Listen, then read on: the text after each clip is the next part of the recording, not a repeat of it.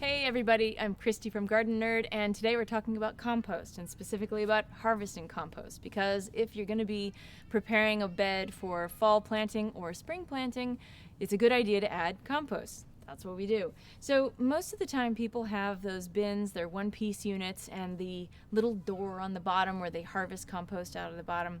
It's kind of hard to do. What I recommend is if you have a friend, you can shimmy the bin off and set it down next to it, and then scoop all the unfinished stuff into that, because all the finished stuff is going to be at the bottom. It's just going to be easier to access. Now what I have here is a 3-bin stacking system. These are 3 frames that stack on top of themselves. And we just take off the 2, and then we have the finished compost at the bottom.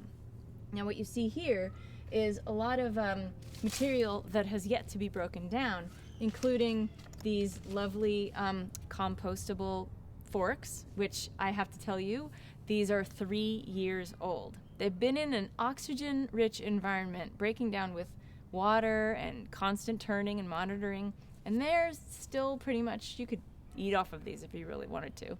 Though I wouldn't. So I don't recommend compostable cutlery. What I do recommend to people is they bring their own knives and forks and spoons and plates to parties and have a conversation piece like that. But back to compost. So the top of the layer is not really ready yet, but if you dig down here, you can see there is some really good quality finished compost mixed in with this. So we're going to sift it out. And I do that with a big Rubbermaid bin like this and this homemade sifter right here. So I used recycled lumber, and then we got a gopher basket. This is actually available in most stores, where it's sewn together on 3 sides, and usually people bury it in the ground to keep gophers from eating the root systems of their roses and bulbs and things like that. But flat, which is the way it's sold, has this double layer of mesh, which is kind of great for getting out the big pieces. So we're going to use that to sift. What I do to get this from here to here is, usually I use a digging fork. Now this is a good quality digging fork, but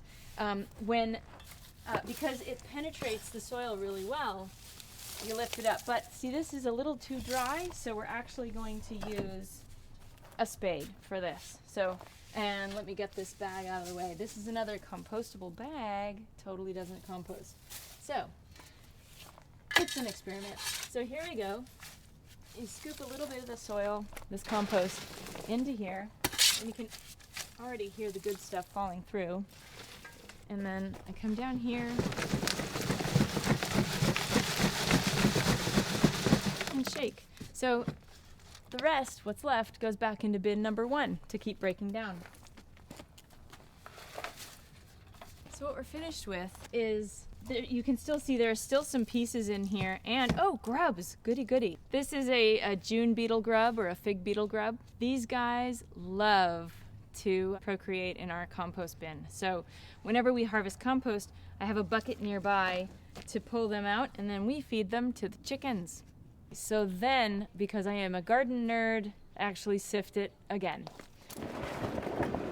into another bin. So I've got the smaller screen that is a lovely nursery flat, and I take the existing soil that this compost that we just sifted once, and dump it into here,